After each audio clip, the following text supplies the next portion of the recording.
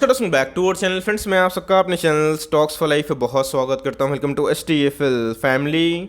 Day film बस बात की जाए डीमार्ट के शेयर में आज हमें भारी भरकम गिरावट देखने को मिली और दोस्तों ये डीमार्ट में one of the biggest fall अभी के टाइम में देखने को मिल रहा है। बिकॉज आज के दिन की बात की जाए तो मार्केट ने जो अपना रिएक्शन था वो दिया और दोस्तों अभी की बात की जाए तो डीमार्ट ने आज के दिन ही अपना फ्रेश हाई लगाया था और उस हाई से अगर आप कंपेयर करें तो जी हाँ तकरीबन दोस्तों 15 से 17% के आसपास एक सिंगल डे में फॉल था। अगर अपने ऑल टाइम हाई से अगर आप कंपेयर करें तो जी हाँ दोस्तों डीमार्ट के जो नंबर्स थे ऑफकोर्स बहुत ही शानदार थे और इनके जो नंबर्स है काफ़ी इनलाइन हमें देखने को मिल रहे थे। उसके बावजूद भी आज के दिन में इतना बड़ा फॉल क्यों हुआ और इधर पे ब्रोकर्स के कमेंट्री क्या निकल के आ रही है। अभी के टाइम में अगर आप डीमार्ट को होल्ड करते हैं तो क्या करें, नहीं होल्ड कर रहे हैं, प्लान कर रहे हैं एंट्री करने का, जो कि बहुत ही एक अच्छा मोमेंट हो सकता है घुसने का। तो जी हाँ कितना फॉल हो सकता है और हमें क्या कमेंट्री निकल के आ रही है, सब कुछ अनबाइस्ड होकर डिस्कस करूंगा और उसके बाद हमें डीमार्ट में करना क्या है वो ही बताऊंगा। चैनल फर्स्ट टाइम होंगे सब्सक्राइब कर सकते हैं इस तरह क्वालिटी कंटेंट को सबसे पहले एक्सेस करने के लिए। Now without dealing any for time let's begin.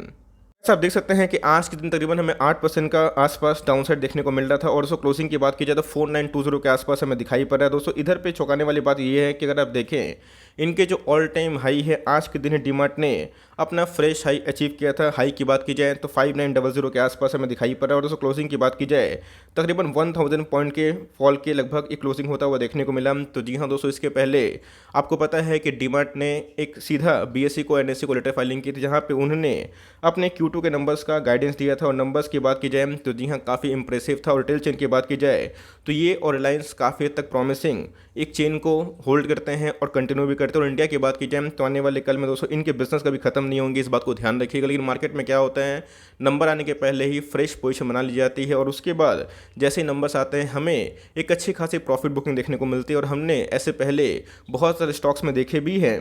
DMart की बात की जाए अपने आप में ही बहुत बड़ी कंपनी है और साल भर की बात की जाए अभी तक जनवरी के महीने से इसने 76% के रिटर्न्स डिलीवर किए हैं। मार्केट कैप की बात की जाए आप देख सकते हैं गाइस कोई छोटी मोटी कंपनी नहीं है, ऑलमोस्ट 3 लाख करोड़ के आसपास की मार्केट कैप है और आप देख सकते हैं कि इसमें किसी को घुसने का मौका नहीं मिला। और नंबर्स जैसे ही इनके रेवेन्यू गाइडेंस आए थे उसके बाद हमें डीमार्ट के शेयर में काफ़ी हलचल देखने को मिली थी और उसके बाद डीमार्ट ने अपना फ्रेश हाई भी लगाया था। डीमार्ट की बात की जाए जब से इनकी लिस्टिंग हुई आप देख सकते हैं कि हमें 700% के आस पर रिटर्न डिलीवर होते हुए देखने को मिल रहा है। तो जी हाँ दोस्तों अभी की बात की जाए कोविड का जो कंडीशन है काफ़ी तक कंट्रोल देखने को मिल रहा है। फ्रेश केसेस की बात की जाए तो बहुत ही कम देखने को मिल रहा है। और डीमार्ट की बात की जाए तो जी हाँ इनके ऑपरेशनल रेवेन्यू आने वाले कल में भी बूस्ट हो सकते हैं। बट मैंने क्या बताया कि मार्केट में हमेशा यही होता है, कभी भी जब नंबर्स अच्छे आने वाले होते हैं उसके पहले फ्रेश पोजीशन को बना लिया जाता है और जैसे ही नंबर्स सही आते हैं उधर पे एक भारी भरकम प्रॉफिट बुकिंग देखने को मिलती है। आज के दिन जो कैंडल्स बने गाइस उधर पे एक क्लियरली इंडिकेशन है कि आज के दिन बहुत ही ज़्यादा माल सेल किया गया है।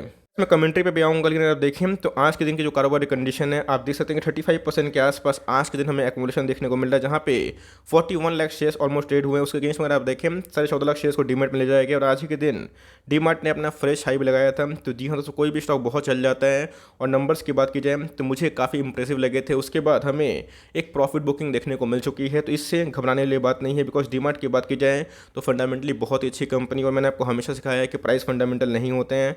जो लोग प्राइस को फंडामेंटल समझते हैं उनको डीमार्ट के इस गिरावट में काफ़ी पैनिक हो रहा होगा। लेकिन दोस्तों हमेशा याद रखिएगा जो अच्छे स्टॉक्स होते हैं वो रिकवरी भी करते हैं और आपको घुसने का ही मौका देते हैं जहाँ पे आपको अपनी SIP कंटिन्यू करनी चाहिए। मैं आऊँगा उस लाइन पे लेकिन आप देखें तो डीमार्ट के जो Q2 के नंबर से अपने आप में ही मुझे काफ़ी प्रॉमिसिंग दिखाई पड़ रहे थे। इनके प्रॉफिट की बात की जाए तो गैस 110% के आसपास इनकी इजाफा देखने को मिल रहे थे और 4178 करोड़ के आसपास इनके हमें जो प्रॉफिट है वो देखने को मिल रहे थे। और बात की जाए इनके रेवेन्यू भी अभी के टाइम में सबसे ज़्यादा देखने को मिलते थे 7500 करोड़ के आसपास दोस्तों इनके रेवेन्यू स्टैंड थे। तो जी हाँ दोस्तों इनके जो गाइडेंस थे उसी के एस्टिमेट हमें देखने को मिले थे जिसकी वजह से डीमार्ट के शेयर में काफ़ी उछाल हमें देखने को मिल चुका था। तो गिरावट की सबसे मेन वजह है ऑफकोर्स एक ब्रोकर्स से कमेंट्री बहुत ही इंपॉर्टेंट हो जाती है। आपको पता है कि ब्रोकर्स हमेशा अपने एस्टीमेट को देते हैं। इसके पहले भी दोस्तों जब डीमार्ट 3200 के भाव पे था, 3400 के भाव पे था, बहुत ब्रोकर्स ने बहुत ही नेगेटिव डाउन साइड प्रेडिक्ट किया था। लेकिन उसके बाद डीमार्ट ने सबको चौंकाया था और डीमार्ट का जो शेयर था 5200 के लेवल पे 5000 के लेवल पर जाने की कोशिश की थी। बट अभी की बात की जाए तो गैस इधर पे जो एनालिस्ट है उनको लगता है कि डीमार्ट का जो शेयर है अपने आप में ही बहुत ही हाईली ओवर वॉल्यूड है। और इधर पे दोस्तों उनका मानना है ऐसे बहुत सारे ब्रोकर्स का कि डाउनसाइड बहुत ही मैसिव हो सकता है। तो गाइस डाउनसाइड कितना है, कौन से ब्रोकर्स ने क्या एस्टीमेट लगाया और हमें करना क्या है, फटाफट उसको डिस्कस कर लेते हैं।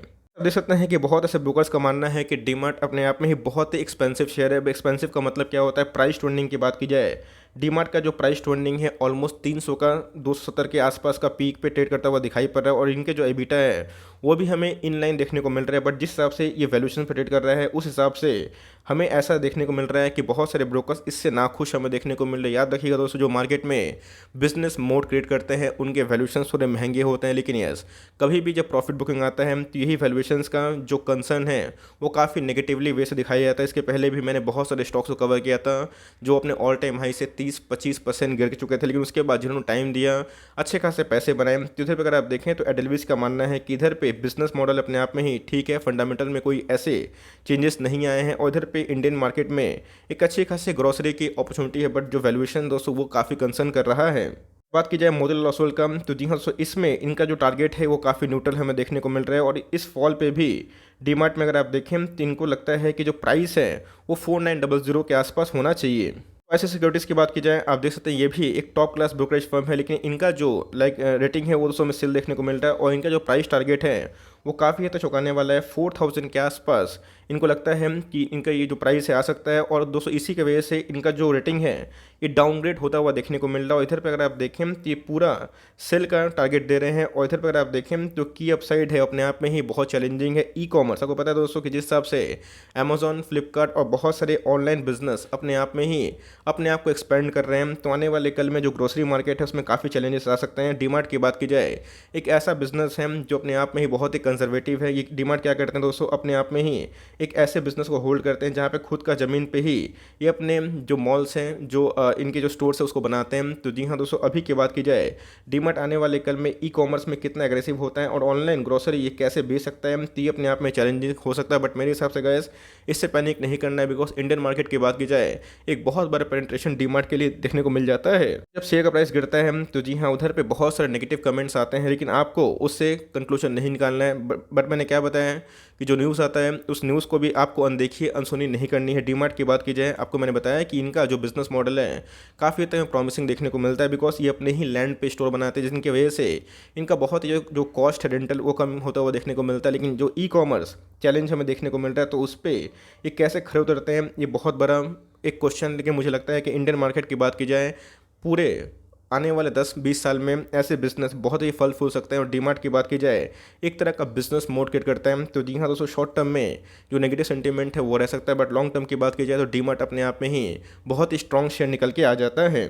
एक बार फंडामेंटल चेक कर लेते हैं। जी हाँ, सो अभी की टाइम की बात की जाए तो प्राइस अपडेट नहीं हुआ है। 3.5 लाख करोड़ के आसपास की मार्केट कैप हमें दिखाई पड़ती है। स्टॉक अगर आप पी देखें 235 के आसपास हमें दिखाई पड़ता है। आरओसी की बात की जाए, रिटर्न ऑन कैपिटल एम्प्लॉयड 13% के आसपास है, जो एक लार्ज कैप में हमें ठीक ठाक दिखाई पड़ता है। आरओई की बात की जाए तो जी हाँ, सो 10% के आसपास हमें दिखाई पड़ता है। तो जी हाँ, इनके प्रॉफिट की बात की जाए तो कोविड की वजह से काफ़ी इंपैक्ट था, लेकिन जिस हिसाब से इनके प्रॉफिट बढ़ेंगे उस हिसाब से इनके जो आरओई है उसमें सुधार देखने को मिल सकता है। बात की जाए फेस वैल्यू की तो कंपनी की हमें 10 दिखाई पड़ जाती है।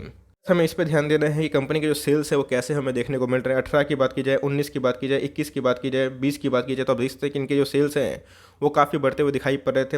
अगर आप देखें 2020 और 2021 में इनके सेल्स में फ्लैट कारोबार देखने को मिल रहा है, बट याद रखिएगा इनके बहुत सारे जो शॉप्स थे वो हमें ऑपरेशनल देखने को नहीं मिल रहे थे। प्रॉफिट की बात की जाए तो बढ़ते हुए दिखाई पड़ रहे थे, बट इधर पे जो प्रॉफिट है वो थोड़ा सा डाउन था because of the corona pandemic. But जिस हिसाब से इनके शेयर प्राइस में उछाल हमें देखने को मिला था, इसी वजह से गाइस मार्केट में जो वैल्यूएशंस है काफ़ी महंगे देखने को मिल रहा है। बट जिस हिसाब से इनके प्रॉफिट बढ़ेंगे उस हिसाब से इनका प्राइस जो अर्निंग रेशियो है वो भी हमें एडजस्ट होता हुआ देखने को मिल सकता है। कंपनी के पास कितना रिजर्व है अगर आप देखें तो कंपनी के पास 12,000 करोड़ के आसपास रिजर्व है, जो अपने आप में ही बहुत ही शानदार है। कंपनी की बॉर्डविंग्स की बात की जाए तो बहुत ही ना के बराबर है। 377 करोड़ के आसपास का बॉर्डविंग्स बहुत ही ना के बराबर है, बिकॉज जिस हिसाब से कंपनी का मार्केट कैप है और जो साइज़ है तो उस हिसाब से इतनी बड़ी बॉर्डविंग्स हमें देखने को नहीं मिलती। होल्डिंग पैटर्न की बात की जाए, आप देख सकते हैं गाइस कि 75% जो स्टेक है वो प्रोमोटर खुद ही ओन करते हैं। एफआईएस की बात की जाए, डीएस की बात की जाए, उनका भी स्टेक हमें ठीक ठाक देखने को मिलता है। पब्लिक की बात की जाए तो जी हाँ 8.29% के आसपास पब्लिक का हमें स्टेक देखने को मिलता है। तो जी हाँ, याद रखिएगा मार्केट में ज़्यादा फ्री फ्लोट शेयर अवेलेबल नहीं है। मैक्सिमम जो स्टेक है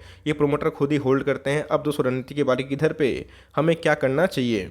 इसके पहले ही मैंने टेक्निकल इंडिकेटर आपको बताया है और सिखाया भी है कि कोई भी स्टॉक बहुत ही लंबे अरसे के लिए बॉलिंजर बैंड से बाहर नहीं जा सकता, उसको अपने रेंज में आना ही पड़ता है। इसके पहले अगर आपने देखा होगा कि जैसे ही Q2 के जो गाइडेंस थे वो हमें देखने को मिले थे, उसी हिसाब से डीमार्ट के शेयर में काफ़ी उछाल देखने को मिला था और उसके बाद हमें आज के दिन भारी भरकम प्रॉफिट बुकिंग देखने को मिल चुकी है। तो जी हाँ दोस्तों, अगर आप देखें तो आज के दिन में जो सेल ऑर्डर है वो काफ़ी ज़्यादा ट्रिगर होते हुए देखने को मिल रहे थे। पिछले कुछ समय से डीमार्ट काफ़ी ओवर बॉट जोन पे भी था। तो मेरे हिसाब से गाइस जो फाइनल कमेंट्री होगी एकदम साफ है, डीमार्ट अपने आप में ही फंडामेंटली बहुत ही अच्छी कंपनी है। इसके पहले भी बहुत सारे ब्रोकर्स ने बहुत ज़्यादा नेगेटिव कमेंट्री की थी, लेकिन ऐसा हुआ नहीं और उधर पे प्राइस आया नहीं। अगर आता भी है तो मुझे लगता है डीमार्ट जैसे शेयर में मुझे लॉन्ग टर्म में उतना रिस्क दिखाई नहीं पड़ता। यस, ई कॉमर्स में ये अपने आप को कैसे ही उतारेंगे ये बहुत ही बड़ा चैलेंज हो सकता है, बट मुझे लगता है कि लॉन्ग टर्म में कंपनी काफ़ी ग्रोइंग स्टेज पे है और इधर पे इनका जो पेंट्रेशन है पूरे भारत में काफ़ी हो सकता है। तो मेरे हिसाब से कैसे आपको फ्रेश एंट्री करनी है तो सीएमपी में आप स्टार्ट एक्मुलेशन कर सकते हैं। यस, अगर गिरावट होती है तो कितनी हो सकती है, तो मुझे लगता है कि इसके 4550 के आसपास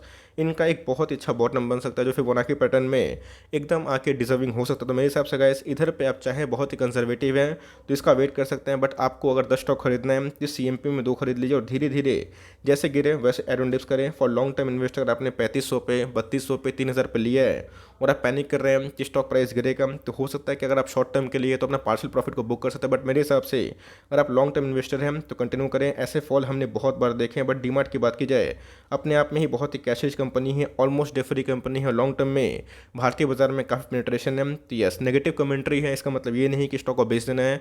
इसके पहले ही बहुत सारे स्टॉक्स में काफ़ी सेल रेटिंग थे। इंडिया मार्ट की बात की जाए तो गैस उसमें हमें 5000 के आसपास टारगेट देखने को मिल रहा था और आज के भाव की बात की जाए तो गैस 9300 के आसपास है।